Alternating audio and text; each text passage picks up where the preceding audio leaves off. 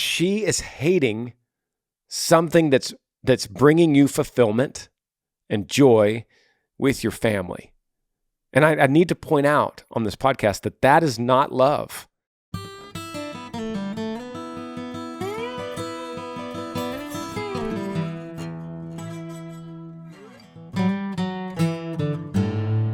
Hey, everybody. Welcome to the podcast. Thanks for listening and watching wherever you came from. I love this profile, this platform that we get to do with you guys, talking things down in long form, answering your questions. I answer your questions. You send them to me at Granger Smith Podcast at gmail.com. And wherever you came from, I'm grateful to be here. Let's get into the first question here. It says, subject line, my girlfriend hates when I go camping. Interesting question. It says, hey Granger, my name is Cam. I'm from a small town in Ontario. Me and my girlfriend love your music, and I always look forward to listening to your podcast every Monday during work. Thank you. So me and my girlfriend have known each other for 2 years, and we have dated for one of them.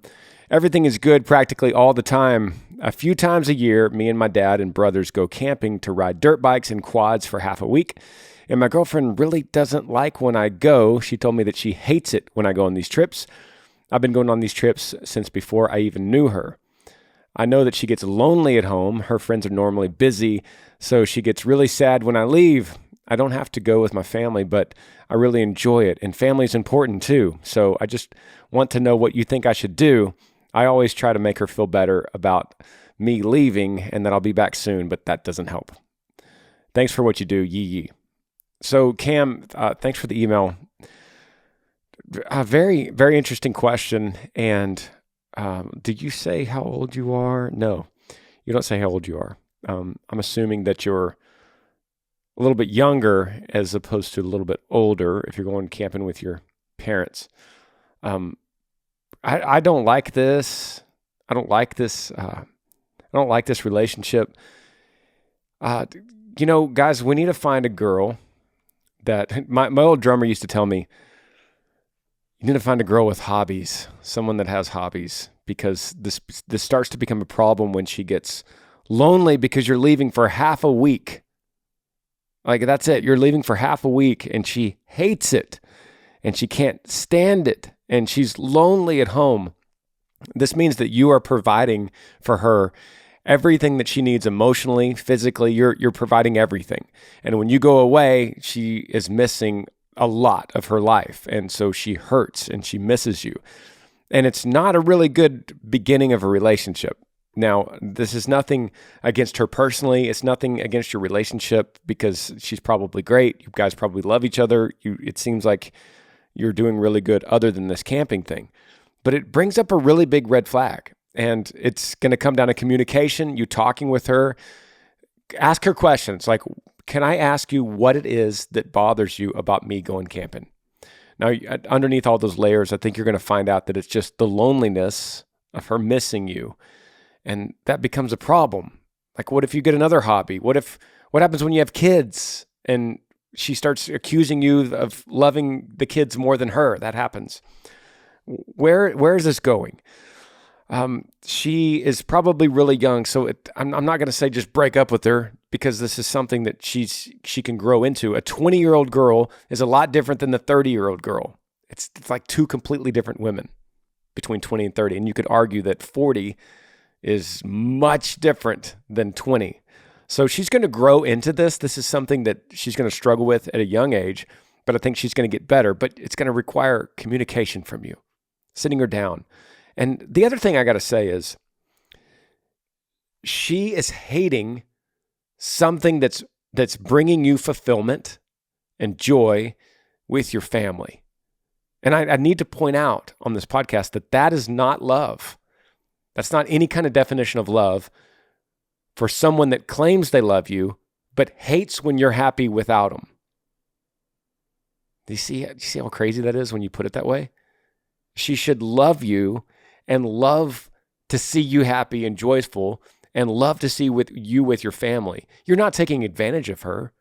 It's not like you're saying, hey, I'm going to go for 6 months out of the year. I'm going to leave you. You're just you're carving a little time and you're going with your family. So I want to point out that this is this is something I'm not going to say break up, but if you're my friend and that's the way this podcast rolls, it's like you're sitting in the cab of my truck, we're on a road trip, and you're like, hey, can I run something by you? So with that perspective, you're a friend of mine. I'm going to say right now, this is not the Marion type. Like you're not shopping for a ring right now. This is something that needs to work out before you start thinking about long-term, she becomes your wife, okay? Don't marry this girl in the current situation. You got to talk to her about it. And if she can't relent to that, if she's just like, no, forever, this is how it's going to be, then it's like, maybe we need a little time. Maybe we need some time apart so you could feel more comfortable alone. It's a tough situation. It's a good email, brother. Thank you for listening. Next question says, subject line, learning to play guitar. Hey, Granger, my name is Matt. I'm 16 years old. Love watching the Smiths and listening to your songs. I recently got an old guitar.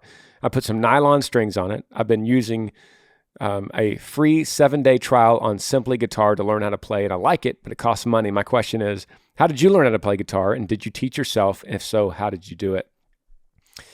Yeah, Matt, thanks for the email, buddy. 16 years old. I learned at 14. So we're right about the same age when I fell in love with the guitar. I did not pay money for anything to learn. I learned from a book. There was a book inside the guitar that I had that my grandmother gave me. And it said where to put your fingers to make the chords. And I learned through that. I learned all the chords. And then today's world, you could learn on YouTube. So I don't think Simply Guitar, I don't know what that is. I don't know how much it is, but I would steer away from something you got to pay money because YouTube is such a great resource. You just need to learn like 5 or 6 chords right now, maybe even 3. You could learn 3 chords and have a capo and learn a ton of songs. Learn 1 more and have 4. You can play every pop song in the world. So don't pay money right now. Next question, subject line says, mental health and God. Hey, Granger, love the podcast, love your music. I'll cut straight to the point. I've been following since your transition into sharing your faith, even watched your testimony you gave online here in Bakersfield, California. I'm struggling mentally. I'm on the verge of collapsing. I have 3 kids and a wife. What verse in the Bible do you recommend looking up so that I could get a little more clarity on this thing called life? I need some guidance. I need to know where to turn. I just don't know where to start. Thanks for all you do. Daniel from Bakersfield. Okay, Daniel, thanks for listening and writing.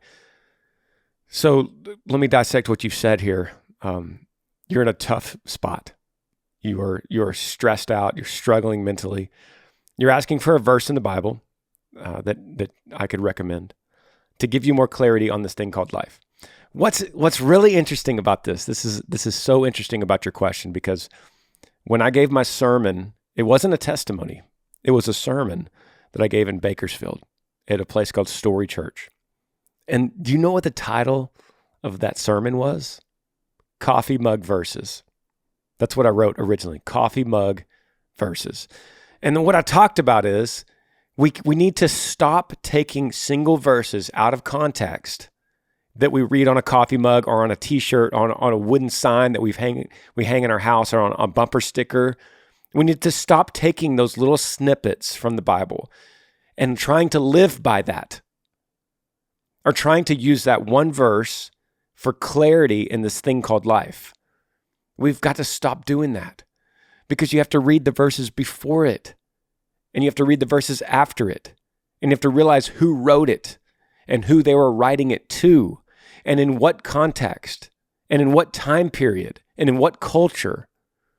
There's so much more that goes into it than just taking a Bible verse. Like, I could take you to a couple Bible verses that will just terrify you about the wrath of God. And I go, look, here's God, here's the wrath, the anger of God. And you're going to be like, whoa, I don't want any part of that. Well, it's like, well, no, you got to read. You got to read before it and after that to understand that verse. And so I'm not going to be the guy to tell you, ironically, a coffee mug verse, which is what I preached in Bakersfield. What I will tell you is this. You want to figure out your way. You want to find your way. Well, Jesus said, I am the way, the truth, and the life. So you want to figure out the truthful way of living life? Well, I will tell you who the truth, the way, and the life is. And that's what Jesus said. Now, you can't take that verse and live by it because it really doesn't make any sense unless you know who he is and why he said it and what prompted him to answer that question. When they say, well, how do we find the way? And he says, I'm the way. Why did they ask him that? And what did he say right after? It's like taking your favorite movie, and I'm going to go, here's a clip from the movie right here. Boom. Don't you love this movie? Don't you love it? And you're like, well, I love the clip, but I don't know the story. I'm like, exactly. I can't show you a clip of the movie and go, is this your favorite movie? Do you believe this movie is your favorite movie ever from this clip? No, you got to see the whole movie. You got to see the beginning and the end. You got to see the characters, the development, the plot twist, the antagonist, the hero. See the struggle they go through. See how they find their way out of it. There's the clip in the middle, right? The same thing with the Bible. But I would direct you first to go to the New Testament. That's what I did. Start with the New Testament. Go to book of Matthew, the book of John. A lot of people say start with the book of John.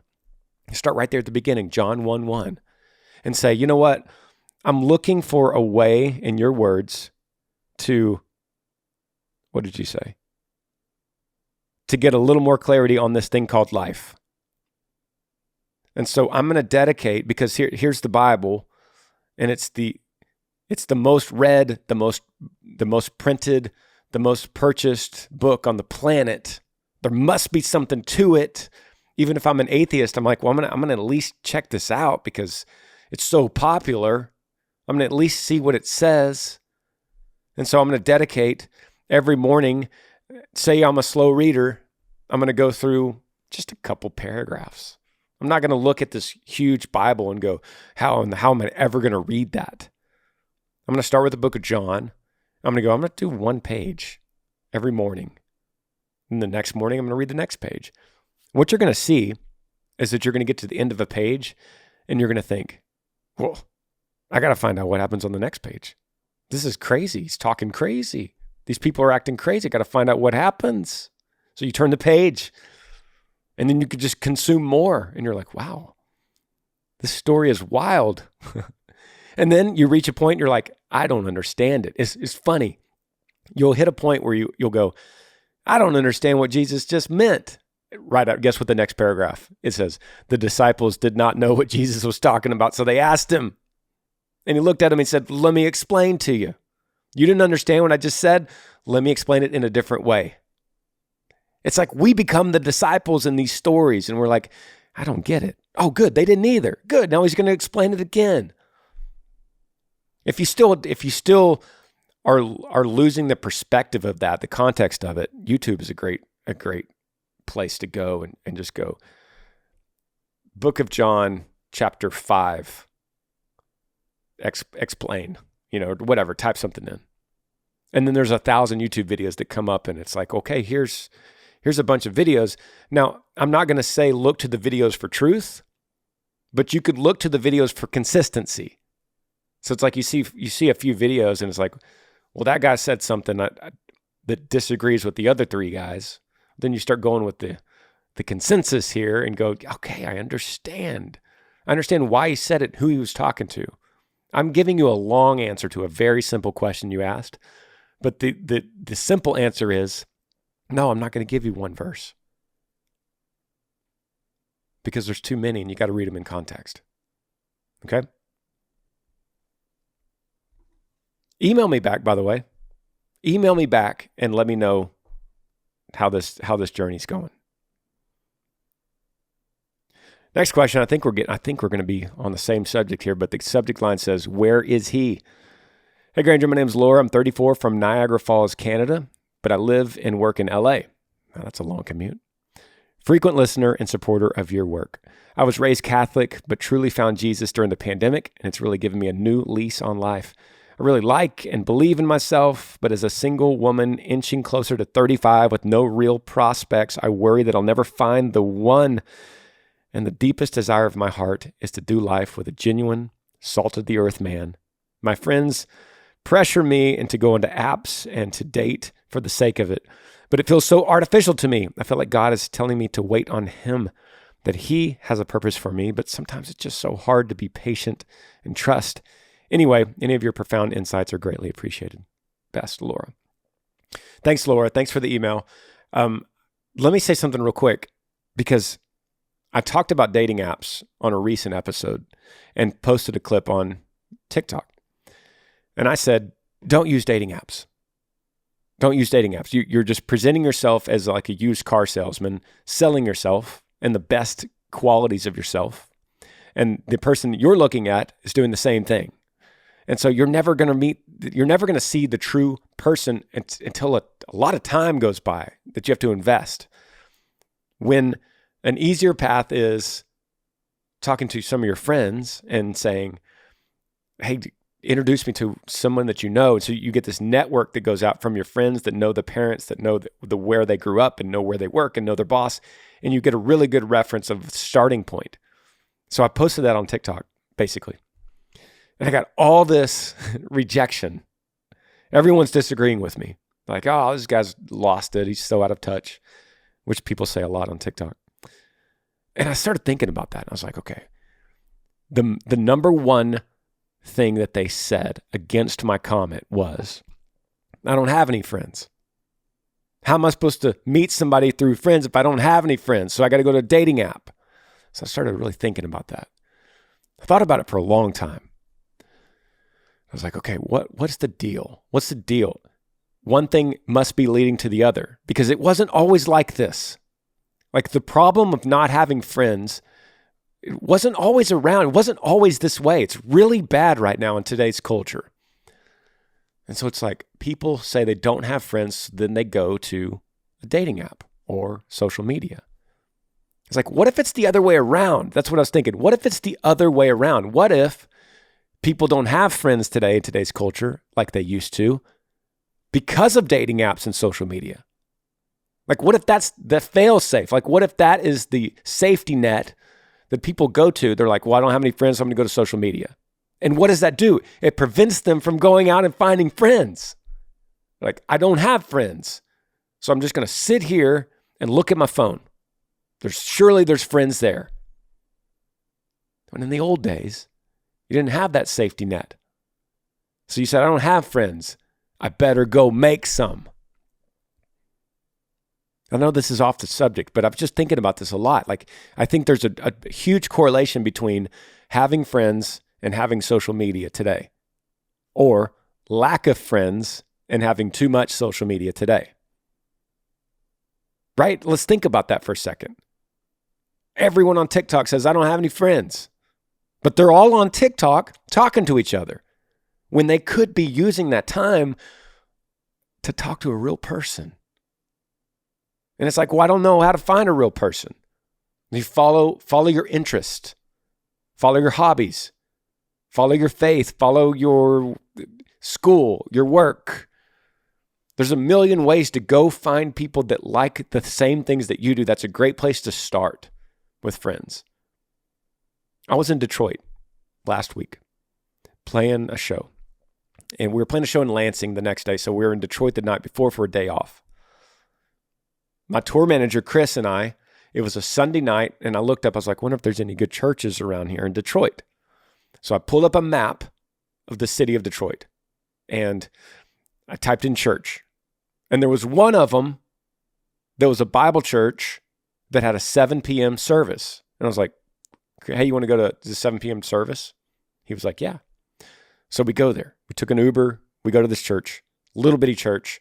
Actually went to the wrong location first, and it was a dance rave. And the lady was like, cover charge. And I said, cover charge for what? She said, what do you mean cover charge for what? This is where we dance. And I was like, oh, I'm at the wrong place. Went around the corner. There's the church. As soon as I went around the corner, there was 3 people standing outside, and they said, welcome, friends. Welcome home. What's your name? Come on in. And I thought about this podcast. Right off the bat, I thought about this podcast. I was like, here's perfect strangers that have a lot in common with me, with church. And the first thing they said when they met me was, welcome, friends. What's your name? No, if I lived there, if I lived in Detroit, I'd be thinking, I just got 3 new friends.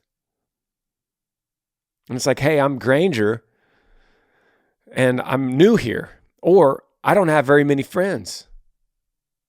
And I guarantee you within 30 seconds, it's like, you want to do coffee on Wednesday? Where do you live? I live down here. Oh, I live down here. Let's meet in the middle. Let's go to coffee. Sure. Easy. That's easy.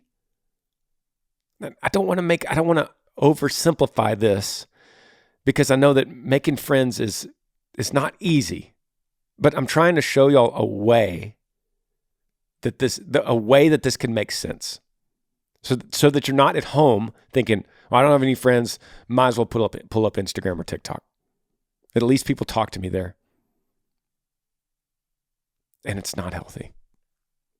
Where in the world did I get off on this on this question? I got so far. What I would answer to you, Laura, on this question is, you are, and I've said this recently, I think it was the last episode.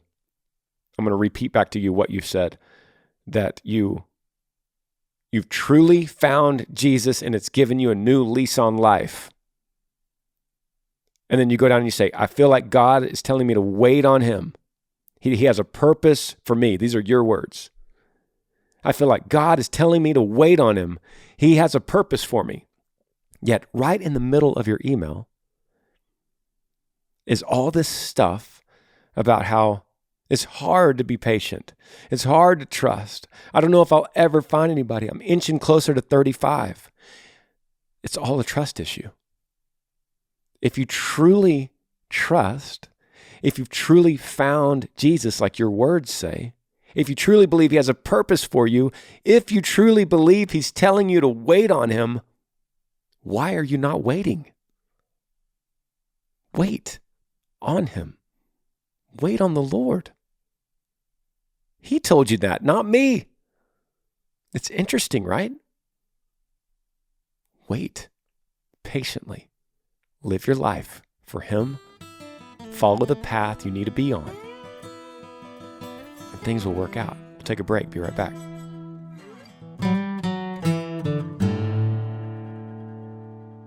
One of the best ways to get a hold of me anytime is cameo.com, or you could download the Cameo app. So what happens is you pull up the app, you search for me, Granger Smith, and then I can give you a video message saying whatever you want me to say. It could be a birthday shout out to somebody, maybe a little bit of encouragement, happy anniversary, happy graduation, whatever it might be. You tell me what you want me to say, and I record it for you right on my phone, custom for you. Cameo is really cool. So go to cameo.com, search for Granger Smith, or download the Cameo app and search for me, Granger Smith.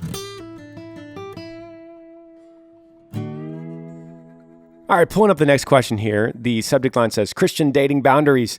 Hey, Granger, I'd like to stay anonymous, but I'm in a serious relationship with my boyfriend. We're both 20, dating almost a year. He's a new believer and came to faith shortly before we started dating. I've grown up in a Christian home, but boundaries were never something that was taught other than the obvious one of waiting until marriage for sex.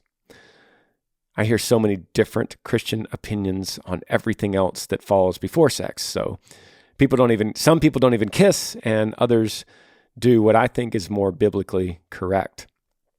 But what is considered right and what is considered too far? Are we in the wrong for kissing and cuddling, some say? We have fallen into other sexual sin, not to the full extent of sleeping together, but we have asked for forgiveness and we both agree it was a mistake and won't happen again. After coming to that conclusion, my boyfriend has been really struggling. Of course he is.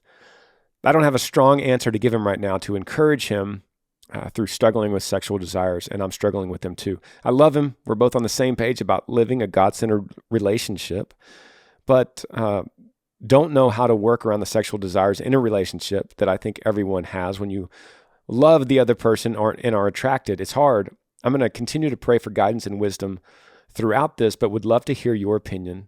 Hope to hear from you soon. Okay, so this is anonymous, and it's a good question. Dating almost a year, you're 20. So you're pretty young, but I would say my first question, if we were in the cab of the truck just having this conversation, my first question would be, you love him You're crazy about them. You have similar goals and dreams and aspirations. Where is marriage in this talk? Because the long engagement, the dating for a year or 2 or 3 or 4 or 5, that's a new thing to humanity, right? So when the Bible was written, it was a different culture. It was a different society. People were putting in arranged marriages. Engagements were short. You fall in love and you go get married. Have you seen the movie Braveheart? It's like they just go get married in the woods with a priest or in a church or something, but you move quickly. But today's culture is like, no, ride the brakes. Take your time. You're young. You got to figure out stuff in your life. Meanwhile, you're burning up with sexual desire. Basically, simply what I'm saying is, of course you're burning up with this desire. You're holding off for so long and you're like, one day we're going to get married. It's going to be great. How many more years are we going to have to deal with this? And that will drive a person insane. So that's my first question. Like, where's marriage in this talk?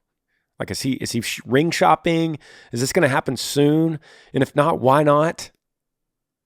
And if not, then are you going to still date him? Do you guys have a plan for 25 and then you're going to sit there for 5 years and deal with this burning desire for 5 years when you're 25? Like, is that the goal? I'm just trying to make you see long-term here, because sometimes when we're stuck in a relationship, we don't see really out that far outside. But I'm trying to just open this because, yeah, you're right. The Bible says no sex before marriage.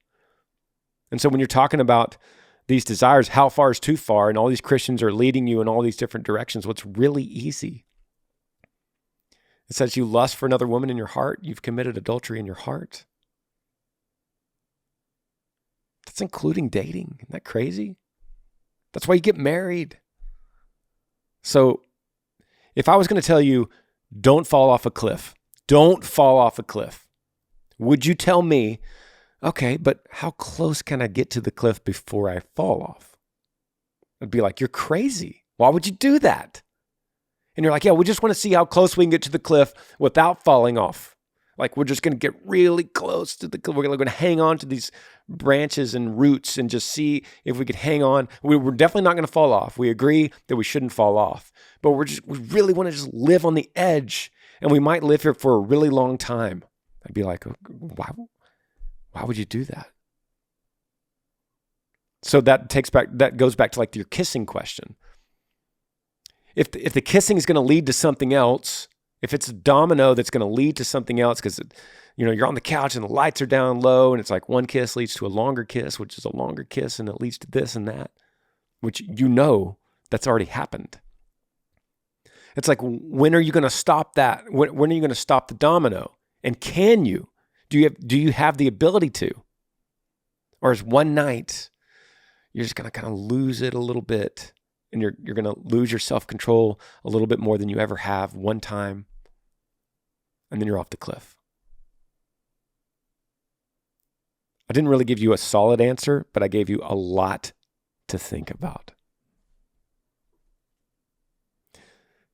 Next question. Subject line says, failing to find love. Hey, Granger, my name is Josh, and I'm from Tennessee. Been trying for 3 to 4 years to find a girlfriend. I have a few dating apps, and I get a few matches, but it never leads to anything. I try to message girls on Instagram and try to start a conversation, but I get left on red. I'm not the best looking guy, but certainly not the worst. However, I'm only 5'4". I worry that that's the main reason I can't find anyone, because of my height. I just feel like I have a monkey on my back and I can't ever get it off. Do you have any suggestions, tips on finding a girlfriend? I really appreciate it. It means a lot. Okay, Josh, thanks for the email, buddy. This is like right on. You're right on path on this episode. So I'm glad you said this. For the first 2/3 of your email, you've been trying for 3-4 years, going through dating apps, being left on red on Instagram. You're not the best looking guy, but you're not the worst. Like, right up until that point, it's like, okay, you just described everyone. Like, you could have been talking about me. You could have been talking about anybody, until you said, however, I'm only 5'4". That's the main reason why I can't find anyone. So what you did there was you described your identity, and anyone else would put their their little self-proclaimed identity there. So it's like I would put what I think is wrong with me there in that sentence. And someone else would put they're struggling with their body image right there. And someone else would struggle that they're too shy and they put it right there. And someone else says that they're too much of a loudmouth and no one listens to them because they're just always judging. They put it right there. And then someone else says they're too tall and they're way taller than every girl and they can't, so they put it right there. But that's that place, that 2/3 of the way through your email, that spot is where you're claiming your identity is what you are in the mirror. You're looking at the mirror and you're saying, this is who I am, 5'4". No girl likes a guy that's 5'4", and that's me. I'm looking at myself in the mirror, and that's my identity. I am 5'4". And I would say, no, dude, no, you're not. That's not your identity. That might be an attribute of your chemical composition, whatever.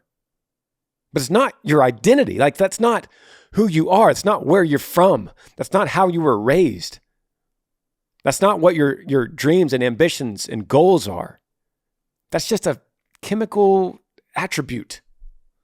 You're just a bunch of cells put together, and together they create 5'4". That's not your identity, dude. And so don't claim that as your identity. And if you're my friend and we're in the truck right now, I'd be slapping you across the back of the head saying, stop that, man. Stop it. Stop saying that's the reason. Get that monkey off your back, bro. You even said it yourself. You feel like you got a monkey on your back. I would hug your neck and I'd say, dude, tons of girls would be lucky to have you, a guy like you. You've been trying for 3 or 4 years and you're a good dude, man. You got so many great things going for you. And you're like, but I'm 5'4". I'm like, you telling me no girl is shorter than 5'4" on this planet? There's 3.5 billion girls. How many of those girls are under 5'4"? Okay, scratch that. How many girls are over 5'4" and like a guy that's 5'4"? Don't tell me that's your identity. Don't claim that as your identity. You're so much more than that. You're so much more than what you are and who you look like in the mirror. Stop that, man.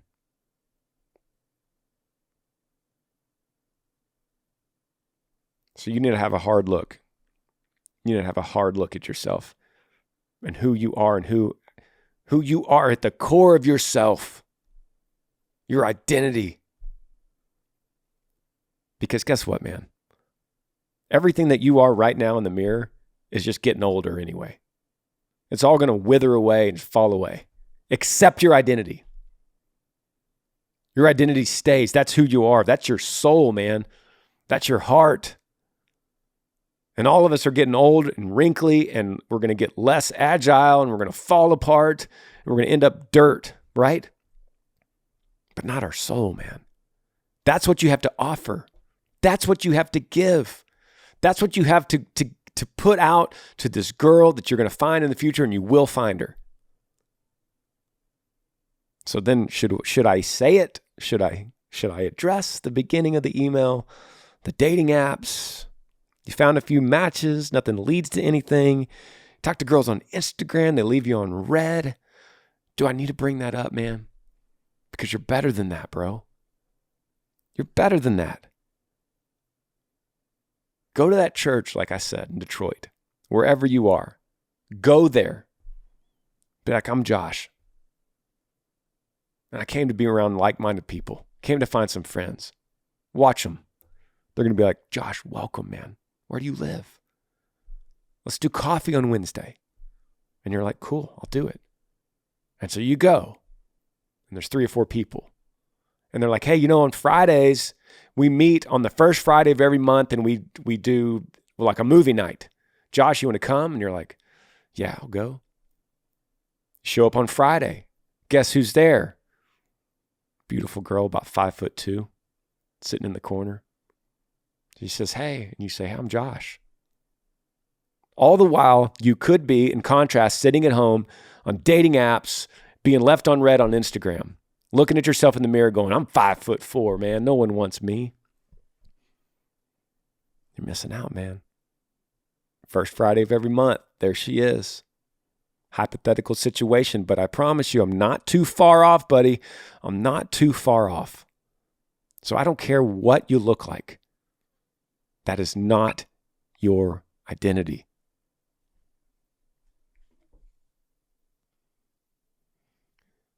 Let's hit another one. Subject line says, help. This should be fun. It says, hey, I'm writing in for some help. I've been married to my husband for 10 years, together 14. We get along for the most part. We hunt, we fish, we camp. Together we get along. But since COVID, things have been a little bit harder. My husband was so sick, I thought I was going to be planning a funeral. We just fight. Nothing physical but words. But I don't know what to do. He's my best friend in the world. He's currently dealing with a lot of long-haul COVID issues. Thank you. This comes from Melissa in Southern Utah. Melissa, I'm going to give you an answer to this, like I've said several times on this podcast, and I think it's going to work for you because I don't think it ever fails. This answer never fails. So I'll say it 1,000,000 more times. Love him. Love him selflessly. Pour into him. He's dealing with long-haul issues right now. He had a tough break during COVID. Things were tough for him. Reality struck him. Mortality struck in for him.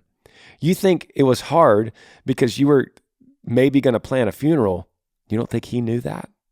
He knew that. His own mortality has now struck him in the face. He's like, man, I'm not invincible like I thought I was in the old days. I'm not 19 anymore. I actually almost died. I thought about leaving my wife all alone, the woman I go and hunt and fish and camp with, and I almost left her from this earth and left her to deal with this and this life by herself. Now he's still dealing with some of these long-haul issues. The dude is terrified. You see that? Pour into him. Serve him. Without expecting to be served back. That's the crazy thing, y'all. That's the crazy thing about loving in this way. Loving selflessly means not expecting anything in return. You're just giving him grace. You're just like, what can I do for you? And he's grumpy and he's like, you could leave me alone for one, hypothetical. And you say, I will do anything you need because I love you so much. If that means leaving you on your chair for the rest of the night, you tell me, and I'm in. I'll do it. I just want you to get better because I love you. How could he respond to that? Like, what if you said that to him? Instead of fighting and being like, you don't love me. How could you say that to me? No one treats their wife like you do. What is wrong with you? You're just different now. You've changed. You could do that, and it leads to a fight. And then one of you is going to fight till you're right. Or you just be passive about it. Do you understand? Y'all have to understand something. When you're passive in an argument with your spouse like this, like what I'm describing, that is not weakness. That is not submissiveness. That takes incredible strength to do that. It takes incredible self-control. It is so admirable. And what feels like weakness and feels like being submissive because you're loving selflessly is actually more strength than anything else going on in that relationship. It's an amazing thing to love selflessly without needing anything to come back, without needing to be affirmed. It's so hard because you want to be affirmed. You want something. You want someone to serve you back. You want someone to tell you that you're beautiful and that they love you forever. And when you don't get it, to fight through that and continue serving takes incredible strength. That's how you fight. That's the war of your marriage. You fight it with love. And you do that enough times, watch how things will change. Watch how he changes. He's like, I can't be mad at you anymore. You won't let me be mad at you because you're just too sweet. I've been grumpy. I've been sick. I've been tired. My body hurts. I've been a wretch to you. And all you do back is just serve me and love me. How did I deserve you? I'm the luckiest man on the planet. you're not going to see those results right off the bat. But you continue, you stay the course, you love selflessly, because guess what? You've been married for 10 years. You've been together for 14. It's worth the fight with love. Can you do it? That's the question. Can you do it? Most people will say, no, I can't. I deserve better. I deserve to be treated like a queen. I deserve to be right all the time. If someone's sick, I don't care. Be nice. You got to be nice. Be kind. That's like today's culture says, kindness is the number one virtue. Kindness. It's not love anymore. You notice that? It's like not love. It's kindness. Be kind. Be kind to everyone. All the time, be kind. Kindness. Kindness is not the definition of love. Love is patient. Love is kind. Love is selfless.